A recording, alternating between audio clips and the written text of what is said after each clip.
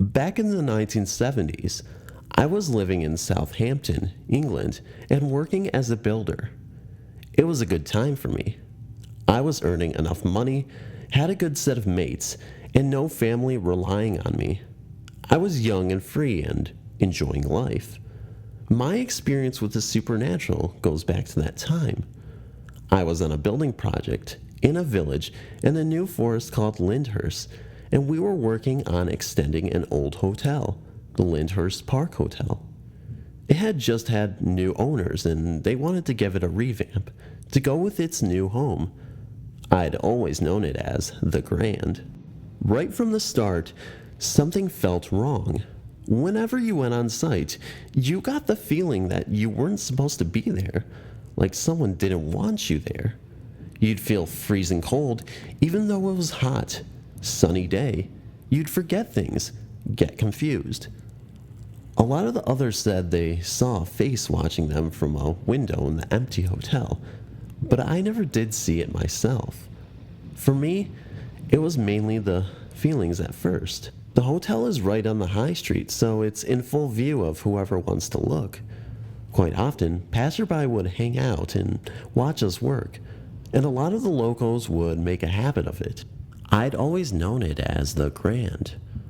Right from the start, something felt wrong. Whenever you went on site, you got the feeling that you weren't supposed to be there, like someone didn't want you there. You'd feel freezing cold, even though it was hot, and a sunny day. You'd forget things, get confused.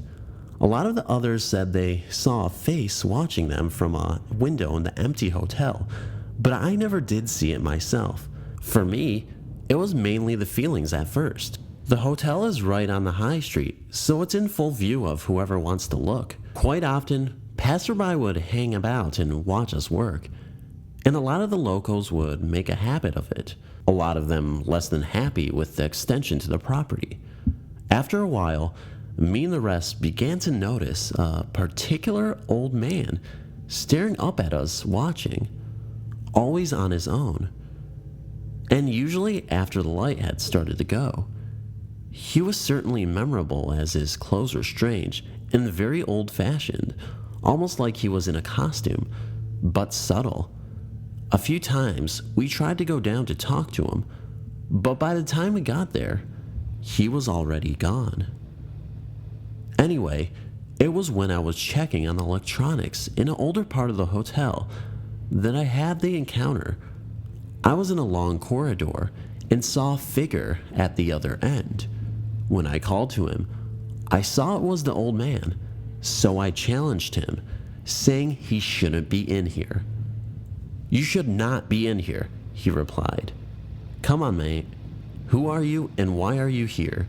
I'm a builder. You have to go. I am Duke Stakepole, and you have to go."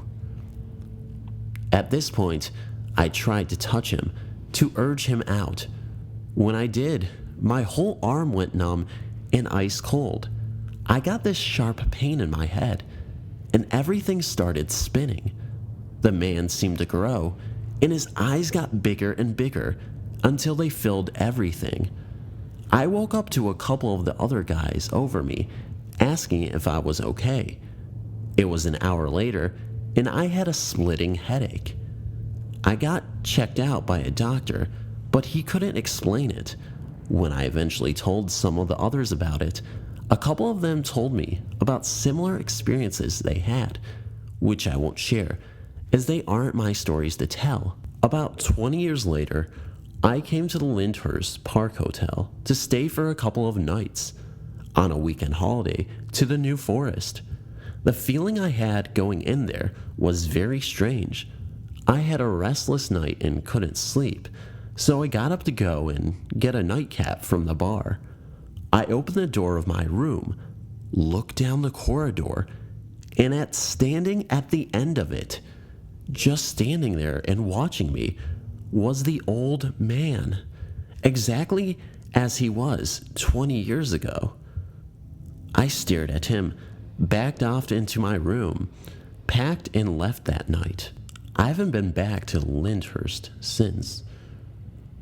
I got talking to a local historian, in the Hobbit pub in Southampton a couple of years ago, and after a few Guinnesses, I related my stories. Apparently, Duke Stackpole had lived and died there in the early 1800s, back when it was a mansion called Glasshaze. According to him, the builders who first worked on turning the place into a hotel would see his ghost regularly, starting fires and telling them to leave. According to local stories, once a year, on the anniversary of his death, music can be heard in parts of the house, and anyone who finds its source is whisked away to join the Duke's Dance of the Dead. Those are the stories, anyway, and I can't account for any but my own. The one thing I do know is that I won't be returning in a hurry to investigate. Trip to Bearhead Lake. The summer between junior year and senior year of high school, I got to take my best friend with me on a family vacation. I was really excited about it because she got to meet some of our family friends on the way up as we passed through my old state home, Iowa. I also got to take her to one of my favorite places in the world, Ledges State Park. All this was on the way to Minnesota to meet up with the rest of the family. Poor Lindsay ended up getting sick in Ames, so the trip was awful for her. We didn't know how to help other than to give her medicine and try to let her sleep. In Minnesota, we stayed the night in my aunt's apartment with my two cousins and my grandma. My friend had a little crush on my eldest cousin at the time, and they got along really well. When it was time to go to bed, she stayed on an air mattress in my cousin's room. I was a little jealous of the fact that my cousin was getting so much attention from my friend, so I had an air mattress to sleep on in the living room myself. In the middle of the night, she came out and woke my mom up. She had a really high fever and she was uncomfortable in my cousin's room. We moved her bed out to the living room and my mom gave her more medicine. The next day, she told me that it wasn't just a fever that woke her up. In fact, she couldn't sleep because of it. She found herself staring at this nightlight the boys had. It was the soft light that would go from white to yellow to green to blue to red. That was the cycle, over and over. She said that while she was watching it, the light would turn colors that weren't in the cycle, such as purple. Her attention was then drawn to the box fan that was blowing near the boys' open closet. She said she heard a growl and the fan was violently knocked over. The growling freaked her out and the fan was broken, so she wanted to sleep in the living room with us. That experience didn't happen to me, but it directly relates to experience I mentioned in Bridget.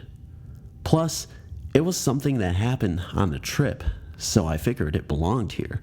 I really wish I could get my friend to start submitting experiences on this site too.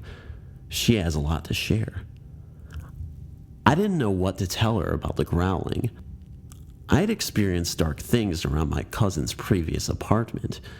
I just wasn't surprised that she would hear something like that in their room. I also didn't know how to console her, so I was happy we weren't spending another night there.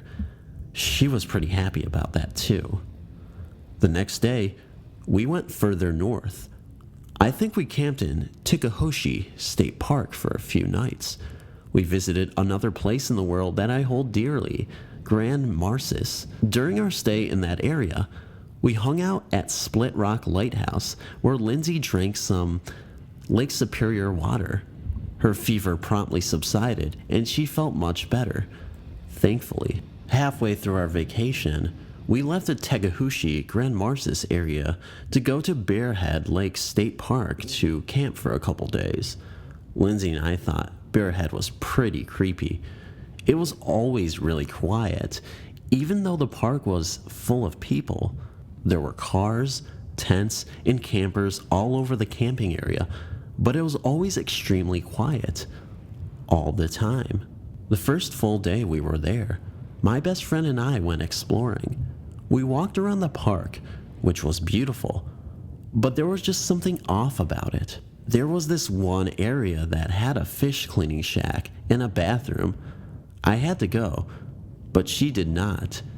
So I left her in the fish cleaning shack to go do my business. The fish cleaning shack was uphill next to the bathroom.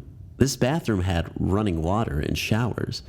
It wasn't an outhouse or anything like that, but it was pretty basic structure.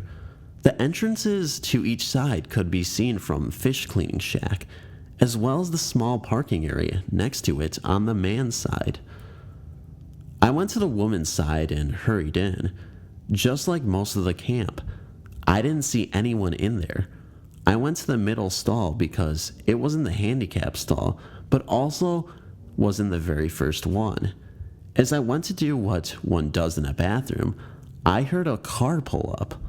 Almost as soon as I heard the car engines turn off, someone walked in. Naturally, I thought it was another lady, but whoever it was walked right up to my stall. They didn't stop at the first or the big handicap one at the end. They walked directly up to my stall. Under the door, I saw straight-leg blue jeans and large feet wearing what looked like men's running shoes. I admit, I panicked for a moment. It wasn't because I thought maybe a man was in the ladies' room. It was because this person just stopped in front of my door and stood there, facing it, without even checking the other two empty stalls on the other side. I felt vulnerable and alone. I really wasn't sure what I could do if this person tried to force their way in. I didn't even have the nerve to simply say that the stall was occupied. The person never knocked on the door. The feet, the shoes, and even the pants looked like they belonged to a man to me. But I know women can have big feet and wear men's clothes. I don't know who was out there, but they didn't say anything to me. They didn't knock. They just walked up to my door and stood there for what felt like a full minute. After that, they turned and walked right back out.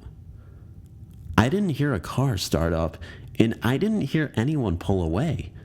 I was shaken, and I didn't want to be in the bathroom by myself anymore.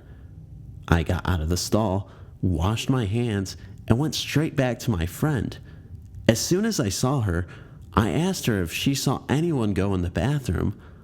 I wanted details, and I didn't see a car anywhere nearby. I wanted to know who to look out for because that experience was really creepy. She told me that she saw a car go straight by at one point, but no one stopped at the bathroom. She didn't see anyone go in or out. From where she was standing, she had a clear line of sight to ladies' room door. I had to believe her. I told her what happened, and we avoided that bathroom until the very last day of our visit at Bearhead Lake. On the last day, we had the wild idea of using the showers in that bathroom. There were two of them, and it was safe because there were two of us. What could go wrong? We walked there with everything we needed to get clean and ready for the long trip home. No one was in the bathroom again. We had it all to ourselves.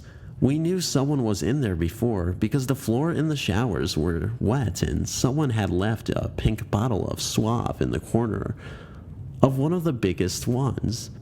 We were talking and making jokes as we separated into the shower stalls. We were both about to start shampooing our hair when we heard a thump somewhere in the bathroom. I called out to ask if anyone was there. Brave only because I had someone with me. My friend and I both peeked out of the shower doors at roughly the same time to see who had come in. Lindsay mentioned that it sounded like the sound came from the entrance door, but all the bathroom stall doors were wide open. There was no one in front of the mirror or the sinks, and we were in the only showers in that side of the building. It made us pretty anxious. We tried to laugh it off, but we both agreed that we needed to shower faster. I remember saying that I was pretty creeped out, and Lindsay told me she was too. I think we joked about possibly sharing a shower stall instead of showering separately, due to the creepy experience we had just had when another loud noise caught our attention. It sounded like something plastic was slammed down into cement. I looked out, and the Suave bottle that had been there in the corner inside my shower stall was splattered on the ground just outside the shower door. The lid had popped open with the force of its landing, and the pink-colored condition had sprayed out all over the floor.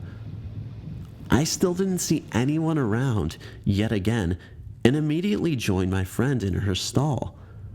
We took turns showering and kept an eye on the rest of the bathroom. Nothing else happened, but we got clean as fast as we could possibly manage. We didn't want to be in there a second longer than we had to be.